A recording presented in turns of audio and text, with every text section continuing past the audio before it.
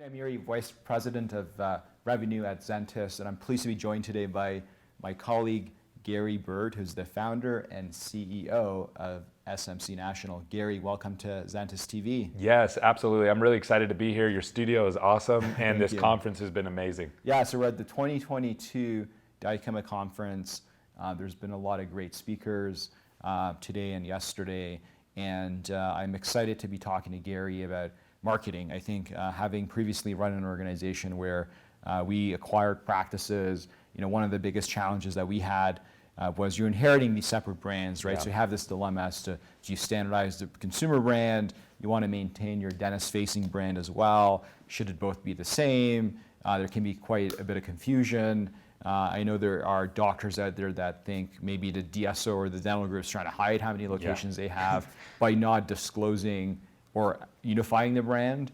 And that's not actually been my experience, because when I did the cost analysis for standardization, what I quickly found was things like storefront signage are extremely expensive to change, right? And then in a lot of states, you have rules and regulations that dictate that after practices transition ownership, it can no longer remain in the name of the selling doctor if they're not practicing there anymore. So how are you approaching that problem at SMC? And maybe can you define first and foremost what you would describe to be your organization? Like what is your kind of focus? Sure. I mean, in a simple sense, we like working with dentists who want to grow, and just very simply. And our why is always growing. So we always want to be growing, and we always want our team to be growing, and personally and professionally. We want our clients to be growing and their teams to be growing as well. And when that happens, then everybody wins. But to answer your question around the organization and how a DSO should be structuring their offices, it really boils down to personal opinion and what you're trying to accomplish. I also understand the dilemma that these leaders find themselves in, because yes, at times it would be just easier to roll up everything into one name, but when you're buying and acquiring practices and you're trying to get people to onboard with your culture, and you come in and just say, we're changing everything from the name down, that's right. It's not always smooth. And so there's different ways to do that. I've built out kind of a mental model to help people work through this, and I use the bigger brands in the industry to help with this. So there's 3 models that I can look at. So your first is like the Aspen model. So how does Aspen do it? Well, they're all Aspen Dental. They all use one website. And the pros to that is you can roll out things really quickly. You have one website. You don't have all these different properties, all these different assets. And that's definitely the advantage to that. The downside to that is if somebody does something silly at the brand, or the brand takes a hit from a reputation standpoint, it really impacts the overall brand, because they all have the same name. So that's the pro and the con from that standpoint. The next model is like the Pacific Dental model. And I really like this one. I'd call this like the in the between model. And what they do is every website's separate, but they all have the same logo and they all have the same structure. So you save on the money of producing websites and logos and all that stuff, because it's already all created, but everyone has a different name. And so they have a framework that they've built for themselves from a marketing perspective that they use over and over and over again, but it's not connected like Aspen's. And then you have the Heartland model, where everybody has their own thing, and you have all these separate brands. And again, there's pros and cons to each of them. There's cost. I love your point on the cost side of that. But I think it's really important that you choose. And then the other thing is, you also have to take into consideration, if you are going to do all one thing, like if you're just doing all general dentistry, that makes it so much easier to make that decision. But if you're like, well, we're general dentists, we also have ortho, we also have pedo, we also have specialty, you're going to have to split the brands anyway. So you're not going to be able to mesh all those together. So I think your vision of where you're trying to go and getting really clear on that helps you decide which road to go down. Gotcha. Now, the other question I had is around having the bios and photos of your team members on your practice website. So I had a marketing manager at my former DSO organization, and she reported to me, and I said to her, I want you to put all of the hygienist bios and administrator bios on the website. And this is, keep in mind, during COVID, so there was some fluidity, right, to the team members. And I always felt as a patient, coming into a clinic, nothing really would get me to want to come in more than being able to understand who are the people behind this organization, because it's heavily service-based, obviously, and I'm not fearful of going to the dentist, but there's a lot of Americans that are. Yeah.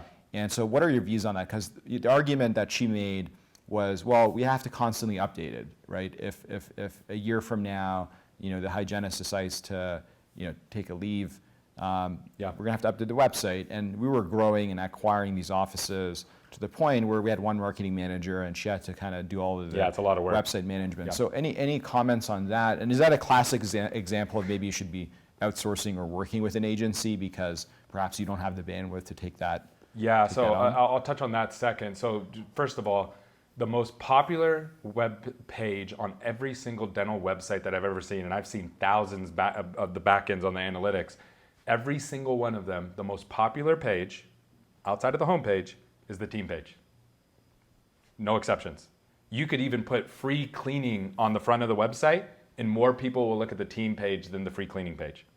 So think about that, right? Yeah, so, absolutely. So people want to see that. Your assumption of people want to know who they're working with, it's really the only thing that separates you outside, because everybody's website, it's a website, your colors, your logo, but that, Same procedures oftentimes, Yes. and so half of them, the patient doesn't really understand. They don't understand the difference, right? What really separates you, your Google reviews and the pictures of your team. So having nice pictures is huge. Now, from a bandwidth standpoint, even if you had somebody that could do all the edits to the website, the hard part is getting a good picture. That's actually the hard part. Okay. So what I recommend to people is, I understand a lot of times clinicians say, well, we're going to have turnover, so we don't want to do it because we don't want to have to deal with that. New patients don't know that the people that are on your website left 3 months ago. Right. Or they're on maternity leave. Exactly. They don't, and in fact, they don't. They just want to see who you guys are and they want to read a little bit about you. So what I recommend to people to do is every 6 months, just update your website, wherever you're at. It doesn't matter if everybody on your whole team turned over and you have to put all new people, or maybe you didn't lose anybody. But every 6 months, just update your website, or however often you want to do it, bring in somebody and get professional photos. It's not that expensive. It just takes a little bit of time, and that makes all the world of difference. If it's kind of funny in the dental industry, I don't know what it is, but everybody uses this almost looks like someone's in Guantanamo Bay in a prison. It's granulated, and it's like, man, don't use that picture. Yeah. Use a really nice high-end picture. Yeah, and you can tell that the offices that have a great new patient experience, they're highlighting the fact that the team members are part of the family, and they're kind of celebrating. I mean, I saw the best video I saw for an About Us section of a website. I was talking to a doctor recently, and I went on his website, and he had a video where he gave an office manager that worked for him, that became like a regional manager, a car, because she had a hard time getting around. Wow. And so they gave her a company car. And when I saw that video, because it was kind of celebrated with the staff, it was super genuine. Yeah. You felt like there's something different about this Yeah. practice, and I think that's really important. And I'm not saying go copy that person, because you need to find what's authentic for you. Yep.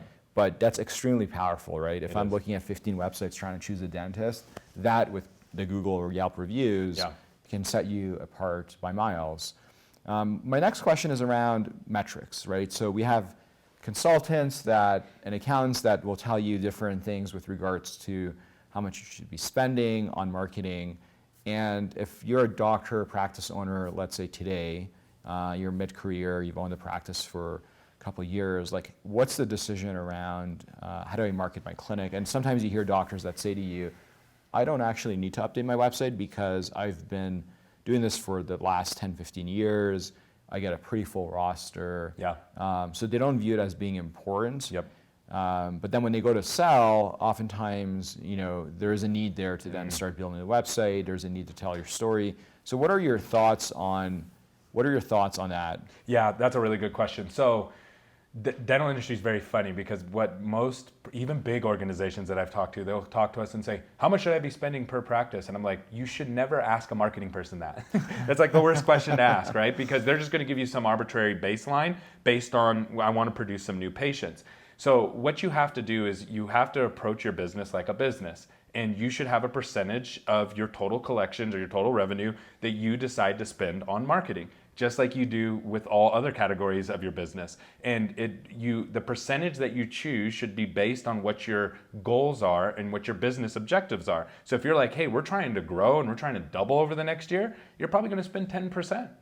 If you say, hey, we're just trying to just have mediocre growth and just kind of maintain things, then you're probably going to be 3 to 5%. If you're just like, I just need to market because I'm going to sell in the next couple of years and I just kind of have to have the lights on, then you're going to be 2%, 1%. But you never want to go to a marketing person and ask them, how much should I be spending? So that's number one. Number two, it's really important that you understand your output. So the biggest mistake or the biggest black hole in the dental industry that I see right now is that there's a black hole of information because we've gotten better at being able to have data at a high level. So as an example, I'll just give you a couple. We know how many new patients we get a month. Mm-hmm. We know what our total recare is every month.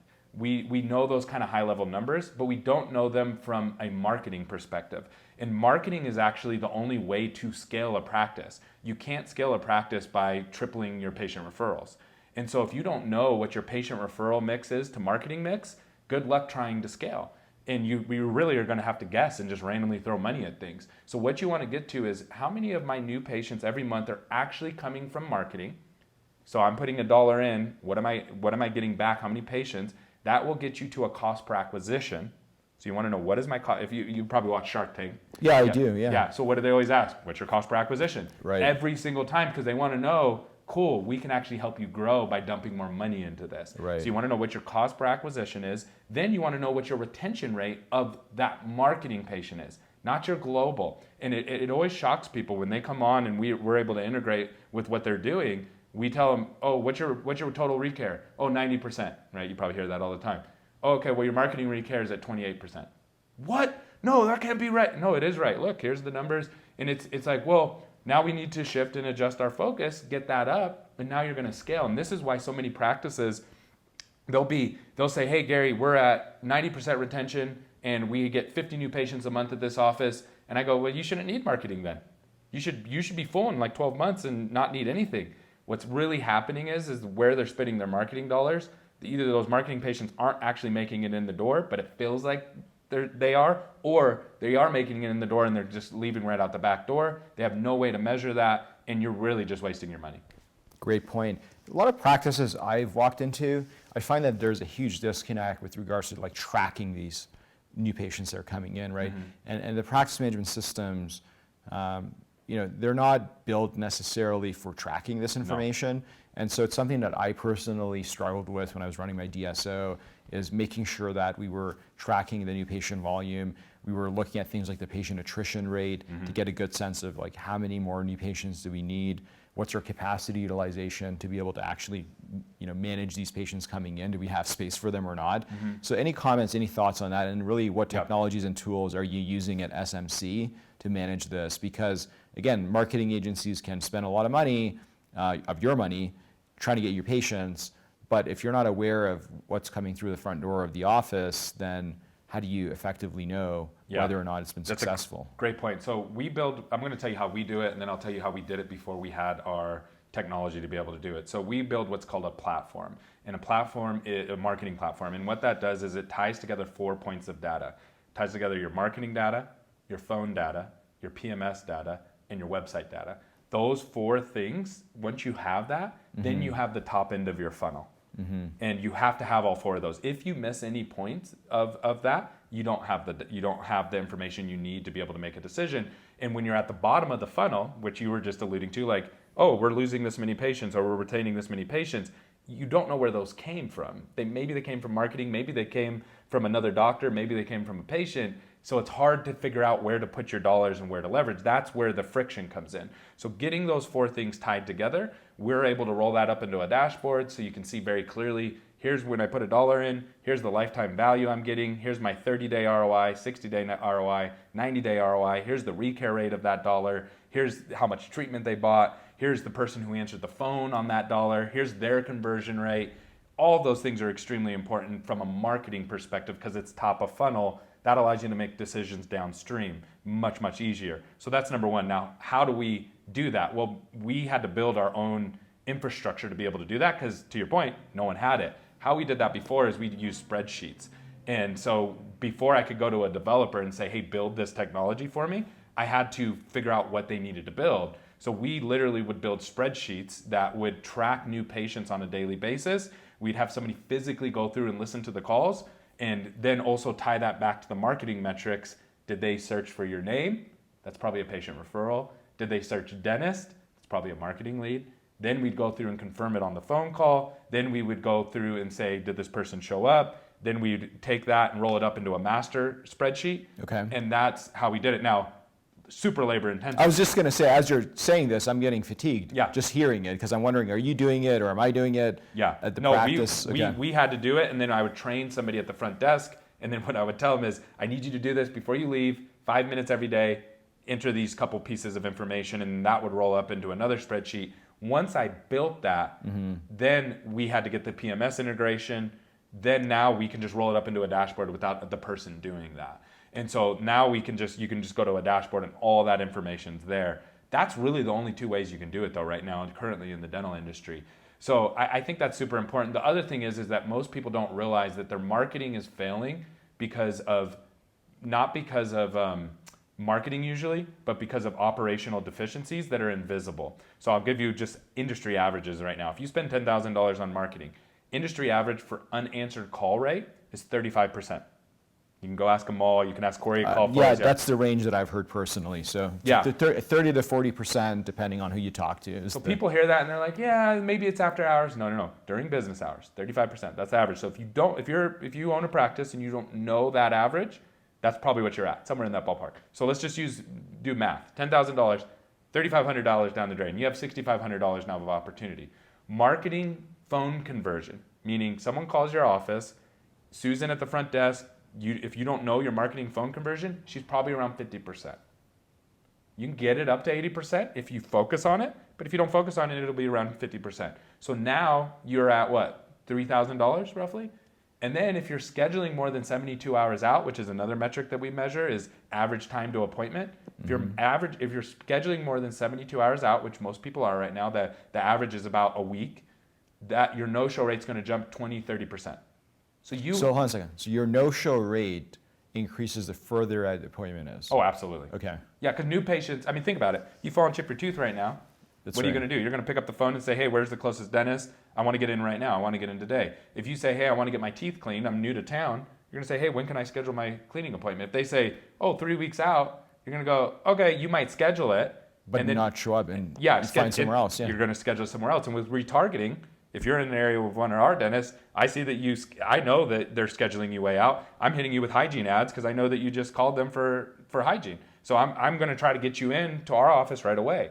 And same thing with emergency. So now what happens is that you spend $10,000 before the patient gets to your door. On average, you're getting about $1,500 to $2,000 of that $10,000 budget to your office. Then we haven't even got into treatment acceptance, recare, you're going to end up with 3 or 4 patients that end up back in your office from that $10,000, which is insane.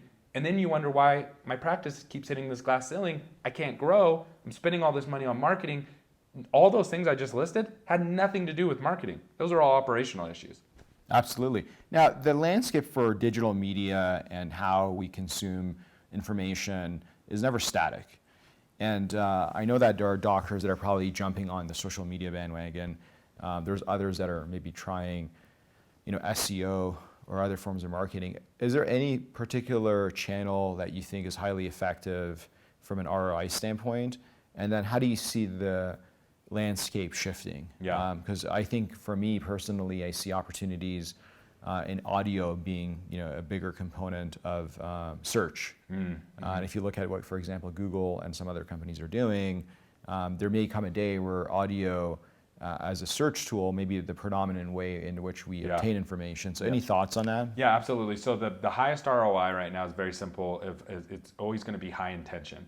So for those, I started in the era when we had phone books, right? So phone book, anybody going to a phone book for a plumber, that's high intention. They need a plumber right then and they're flipping around. Google is our modern day phone book. And then social media is more like our modern day entertainment. That's television, right? So when you place an ad on television, you're getting in front of people and you are making sure that you're staying in front of them, but they're not there to search for you. No one goes to Facebook or Instagram and types in the word dentist to find a dentist. It doesn't work that way.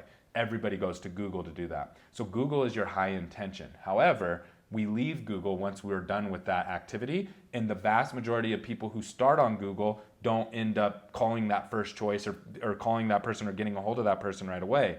That's where retargeting comes into play. And you need to be retargeting, and it gets tricky in healthcare, social media, all that kind of stuff. There's so many nuances, but you can build out, and it also depends in what vertical you're in. Specialty is totally different than GP. And I'll say this, you need to understand if you're a long buying cycle or a short buying cycle side of the dental industry. So pedo and GP are all short buying cycles, meaning, again, if I fall and chip my tooth, if I want a hygiene appointment, if I want some basic treatment done, I'm making that decision rather quickly. Mm-hmm. And you want that high intention, those high intention channels, which is like Google, search engines. Now, if you are thinking about implants, Invisalign, these decisions are made over long periods of time. That doesn't mean there's not people ready to buy today, but they didn't start their journey today. They started their journey 6 months ago.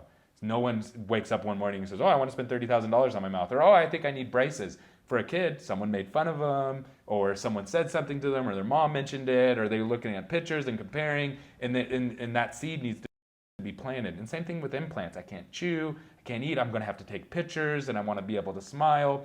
That's all a process. And so those people are going to be online much longer, and it's much more emotionally driven rather than proximity driven. And so you have to be able to maintain a relationship with them through these platforms and then mine those people out of the internet. So when they decide, okay, I'm ready to go, that they've already seen you, they already trust you.